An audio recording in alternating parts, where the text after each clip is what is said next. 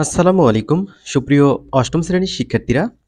এই ভিডিওতে আমরা ২০২৫ সালের গণিত বইয়ের প্রথম অধ্যায় প্যাটার্ন এই অধ্যায়ের বেসিক কিছু আলোচনা করব, সাথে একটি হোমওয়ার্কও দেখিয়ে দেব।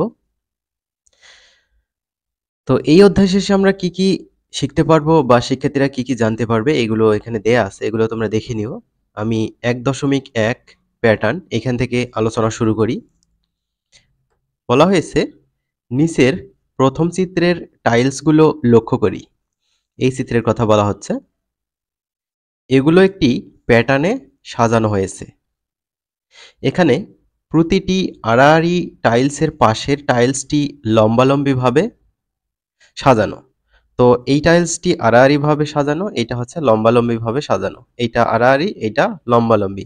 একইভাবে দেখো, এইটা হচ্ছে লম্বালম্বি সাজানো, এটা আড়াআড়ি, লম্বালম্বি, আড়াআড়ি। তো এভাবে টাইলসগুলো সাজানো আছে। সাজানোর এই নিয়মটি একটি প্যাটার্ন সৃষ্টি করেছে। পাশে আরেকটি চিত্র আমরা দেখতে পাচ্ছি। তো এই চিত্রটা কিভাবে তৈরি করা হলো? এই চিত্রটা তোমরা যদি তৈরি করতে চাও আরো বড় করে, তাহলে এভাবে তৈরি করবা। নিয়মটা দেখো, প্রথমে ১ লিখে নিবা, নেওয়ার পর নিচের সারিতে প্রথমে এবং শেষে ১ দিবা, তৃতীয় সারিতে প্রথমে এবং শেষে ১ দিবা, তারপর উপরের থেকে ১ এবং ১ যোগ করে এখানে বসিয়ে দিবা। কত হলো? ২। এই তো এখানে দেখতে পাচ্ছ। একইভাবে চতুর্থ সারিতে প্রথমে এবং শেষে ১ লিখে নিবা, নেওয়ার পর এই ১ এই ২ যোগ করবা। ১ আর ২ যোগ করলে ৩। একইভাবে ২ এবং ১ যোগ করবা, ৩। তারপর এখানেও একই কাজ করতে হবে। প্রথমে এবং শেষে ১ লিখে নিতে হবে। ১ এবং ৩ যোগ করো, ৪। তারপর ৩ এবং ৩ যোগ করো, ৬।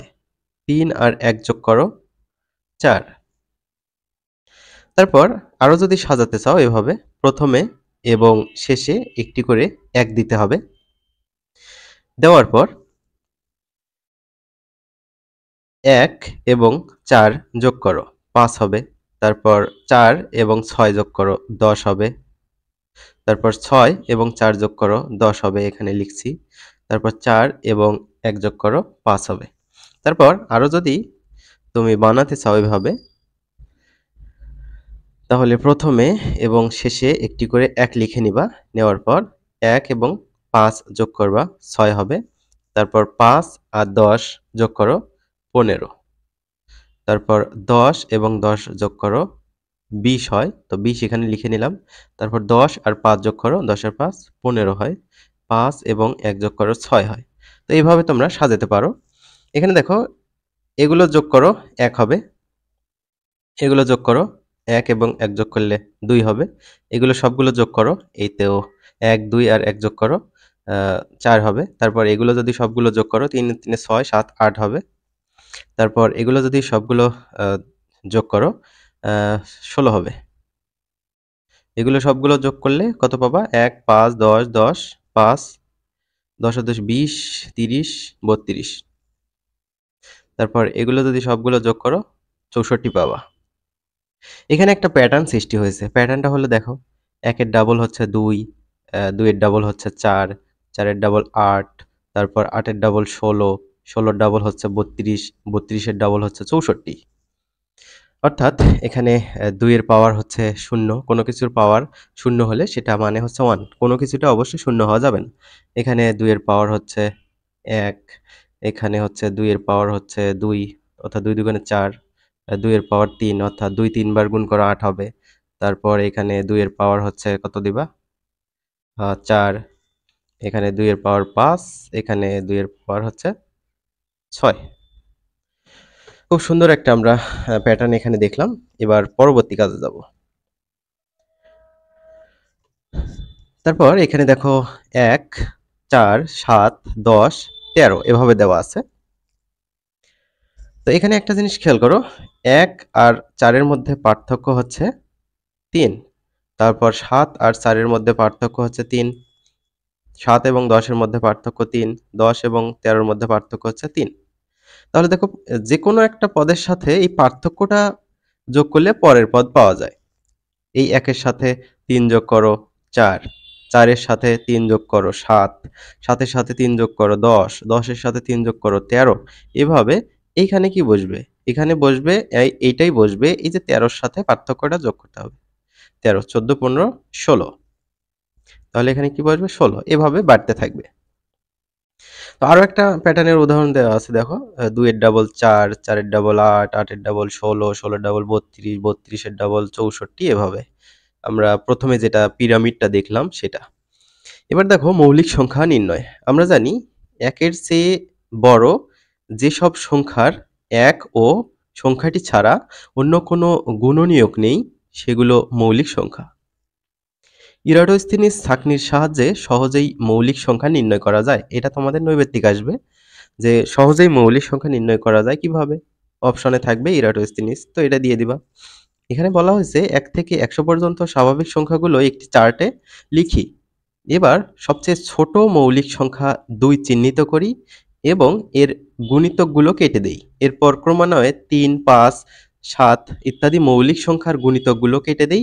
তালিকায় যে সংখ্যাগুলো টিকে রইল সেগুলো মৌলিক সংখ্যা। তো প্রথমে এখানে ১ থেকে ১০০ পর্যন্ত সংখ্যাগুলো লেখা হয়েছে। তো ১ তো মৌলিকও নয়, যৌগিকও নয়। এটা প্রথমেই গোল করে রাখা হয়েছে, অর্থাৎ এখানে এটা বাদ। সবচেয়ে ছোট মৌলিক সংখ্যা হচ্ছে ২ এবং একমাত্র জোড় মৌলিক সংখ্যা হচ্ছে ২। আর কিন্তু জোড় মৌলিক সংখ্যা নেই। এটা অবশ্যই নৈবেত্তিকের জন্য মনে রাখতে হবে। সবচেয়ে ছোট মৌলিক সংখ্যার নাম হচ্ছে ২ এবং একমাত্র জোড় মৌলিক সংখ্যা হচ্ছে ২। তো প্রথমে ২ এর গুণিতকগুলো কেটে দেব। ২ দ্বারা কাকে কাকে ভাগ করলে নিঃশেষে বিভাজ্য হয়? যারা জোড় তাদেরকেই ভাগ করলে নিঃশেষে বিভাজ্য হয়। অর্থাৎ এখানে দেখো ৪, ৮, ৬, তারপর ১০, ১২, ১৪, ১৬, ১৮, ২০ এভাবে ১০০ পর্যন্ত কেটে দিতে হবে। তারপর ৩ একটা মৌলিক সংখ্যা। ৩ এর গুণিতক কারা, কারা? ৩ এর গুণিতক হচ্ছে ৩ তিরিকে ৯। তো দেখো এখানে ৯ কাটা হয়েছে। তারপর হচ্ছে ৩ ৪ ১২, ১২ তো আগেই কাটা হয়েছে যখন ২ দিয়ে কাটা পড়ছে। তারপর ৩ ৫ ১৫ এভাবে ৩ দিয়ে যাকে যাকে ভাগ যায় ১ থেকে ১০০ পর্যন্ত তাদেরকে কেটে দিতে হবে। তারপর মৌলিক সংখ্যা ৫। ৫ দিয়ে কাকে কাকে ভাগ করা যায় তাদেরকে কেটে দিতে হবে। তারপর ৭ দিয়ে কাকে কাকে ভাগ করা যায় সেগুলো কেটে দিতে হবে ১ থেকে ১০০ পর্যন্ত এখানে যে মানগুলো দেয়া আছে। তো কেটে দেওয়ার পর যেগুলো অবশিষ্ট থাকে সেগুলি হচ্ছে মৌলিক সংখ্যা। তাহলে কি কি অবশিষ্ট থাকলো? এখানে দেখো ২, ৩, ৫, ৭, ১১, ১৩, ১৭, তারপর হচ্ছে ১৯, ২৩, তারপর হচ্ছে ২৯, ৩১, ৩৭ এভাবে তোমরা গুণে দেখবা। সংখ্যা শ্রেণীর নির্দিষ্ট সংখ্যা নির্ণয়। উদাহরণ ১, সংখ্যাগুলোর পরবর্তী দুটি সংখ্যা নির্ণয় করো। তো এখানে দেখো ৩ এর পর ১০, তারপর ১৭, তারপর ২৪, ৩১, তারপর এখানে কি হবে সেটা বের করতে হবে। তারপর এখানে কি হবে সেটা বের করতে হবে। তো এটা কিভাবে আমরা বের করতে পারি? সমাধান। প্রদত্ত সংখ্যাগুলো আগে আমরা যা দেয়া আছে সেটা লিখে নিলাম। নেওয়ার পর এই কথাটি লিখব পাশাপাশি দুইটি সংখ্যার পার্থক্য। তো এখানে দেখো ৩ আর ১০ এর মধ্যে পার্থক্য হচ্ছে ৭। অর্থাৎ পরের পদ থেকে তার আগের পদ বিয়োগ করবা। ১০ থেকে ৩ বিয়োগ করলে ৭। আবার ১৭ থেকে ১০ বিয়োগ করবা ৭। ২৪ থেকে ১৭ বিয়োগ করবা ৭। ৩১ থেকে ২৪ বিয়োগ করবা ৭। তাহলে পাশাপাশি দুটি পদের পার্থক্য সবসময় সেম ৭ ৭ করে। তাহলে আমরা এখান থেকে কি বুঝতে পারবো?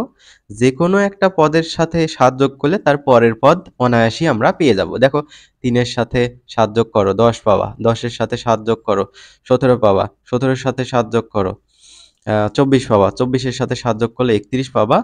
এবার ৩১ এর সাথে ৭ যোগ করলে যত হবে তত হচ্ছে এইখানে বসবে। ঠিক আছে? তাহলে ৩১ এর সাথে ৭ যোগ করলে কত হয়? ৩৮। তাহলে এখানে বসবে ৩৮। তারপর ৩৮ এর সাথে ৭ যোগ করলে যত হয় সেটা বসবে এখানে। ৩৮ এর সাথে ৭ যোগ করলে হবে হচ্ছে ৪৫। তাহলে আমরা এখানেও দেখতে পাচ্ছি। লক্ষ্য করি প্রতিবার পার্থক্য ৭, অতএব পরবর্তী দুইটি সংখ্যা হবে এই যে দেখো ৩১ এর সাথে ৭ যোগ করে ৩৮ করা হয়েছে, আবার ৩৮ এর সাথে ৭ যোগ করে ৪৫ করা হয়েছে। আশা করি বুঝতে পেরেছো এটা। আরো কিছু প্র্যাকটিস করলে তোমাদের ক্লিয়ার হবে এসব। দেখো উদাহরণ ২ এটা সলভ করবে এখন। বলা হয়েছে সংখ্যাগুলোর পরবর্তী সংখ্যাটি নির্ণয় করো। তো এখানে কি করা যায়? এখানে আমরা এই কাজটা করতে পারি। দেখো, এই ১ এর পর ৪ দেওয়া আছে, তারপর ৯, তারপর ১৬, তারপর ২৫। তো এইটা আমরা ২ ভাবে সলভ করতে পারি। তো প্রদত্ত সংখ্যাগুলো যেগুলো দেয়া ছিল সেগুলো এখানে লিখে নেওয়া হয়েছে। তারপর পাশাপাশি দুটি সংখ্যার পার্থক্য দেখো।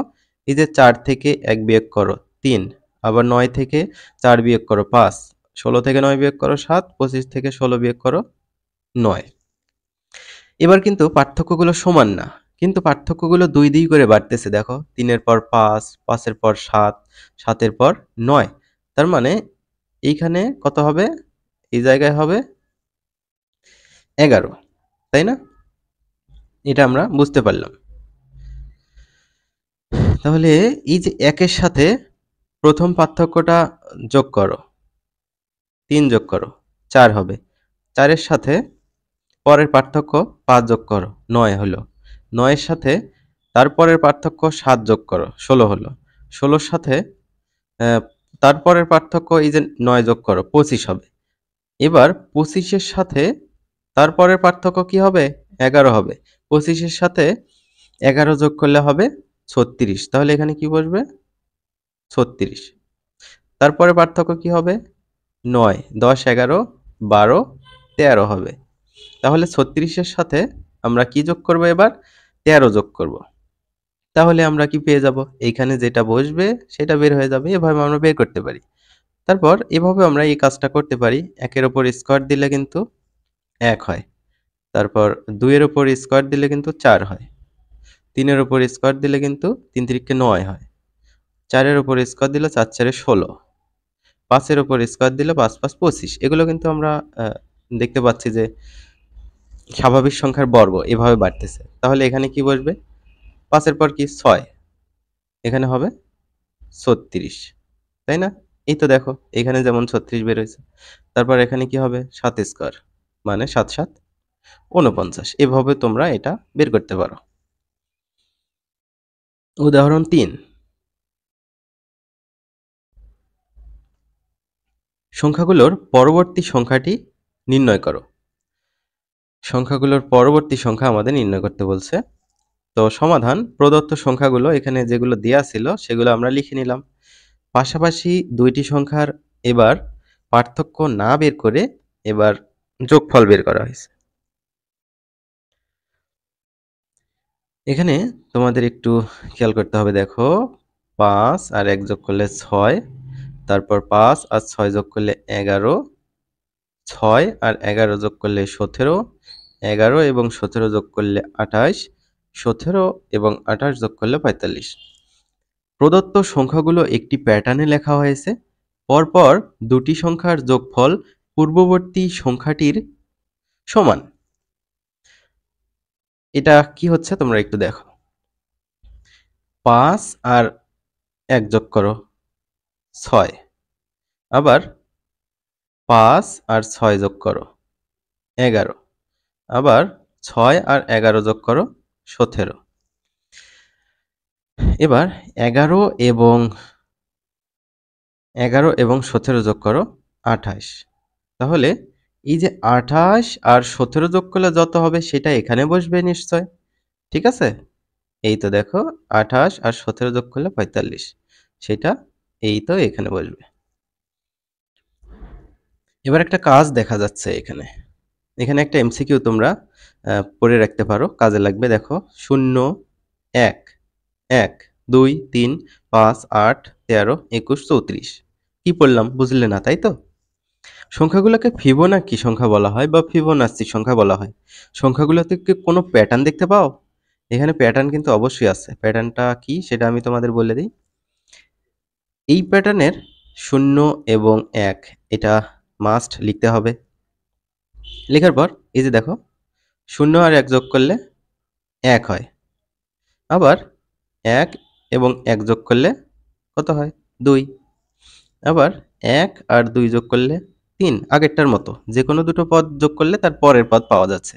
দেখো, ২ এবং ৩ যোগ করো ৫ হয়। আবার ৩ আর ৫ যোগ করো ৮ হয়। ৫ আর ৮ যোগ করো ১৩ হয়। ১৩ আর ৮ যোগ করো ২১ হয়। ১৩ এবং ২১ যোগ করো 34 হয়। তাহলে এই যে 21 এবং 34 যোগ করলে যা হবে নিশ্চয়ই এখানে বসবে, তাই না? বলছে পরবর্তী 10টি ফিবোনাকি সংখ্যা বের করো। তাহলে আমরা এটা এভাবেই বের করতে পারি। তাহলে চলো শুরু করি। প্রথমে আমরা কি লিখব? 0 আর 1 লিখব। 0 আর 1 যোগ করলে কত হয়? 1 হয়। সেটা আমরা লিখলাম। তারপর 1 এবং 1 যোগ করলে কত হয়? 1 এবং 1 যোগ করলে কত হয়? 2, সেটা আমরা এখানে লিখলাম। তারপর 1 আর 2 যোগ করলে কত হয়? 3, সেটা আমরা লিখলাম। 2 এবং 3 যোগ করলে কত হয়? 5, সেটা লিখছি। তারপর 3 আর 5 যোগ করো, কত হয়? 8। 5 আর 8 যোগ করো, 8 5 13। তারপর 8 আর 13 যোগ করো, কত হয়? 21। 13 এবং 21 যোগ করো, কত হয়? 34। একটু পর ক্যালকুলেটর ইউজ করতে হবে। তারপর হচ্ছে 21 আর 34 যোগ করো, কত হয়? 21 আর 34 যোগ করতে হবে। 55। তারপর 34 আর 55 যোগ করো, কত হয়? 34 যোগ 55। 34 আর 55 89। তারপর 55 আর 89 যোগ করো। 55 যোগ 89 144। তারপর 89 আর 144 যোগ করো, তার পরের পদ পাওয়া যাবে। 89 যোগ 144 233। তারপর 144 এবং 233 যোগ করো।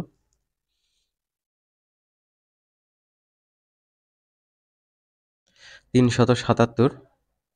আশা করি বুঝতে পেরেছো কিভাবে এগুলো বের করতেছি। তো এইভাবে তোমরা এগুলো বের করতে পারো। যতটা পদ বের করতে বলে তোমাদের টিচাররা বের করতে পারো। ঠিক আছে? তো শিক্ষার্থীরা, আমরা পরবর্তী ভিডিওতে স্বাভাবিক ক্রমিক সংখ্যার যোগফল নির্ণয় এই টপিক থেকে আলোচনা শুরু করব। চ্যানেলটি সাবস্ক্রাইব করে রাখবে যাতে পরবর্তীতে ভিডিও আপলোড করলে তোমাদের ফোনে নোটিফিকেশন যায়।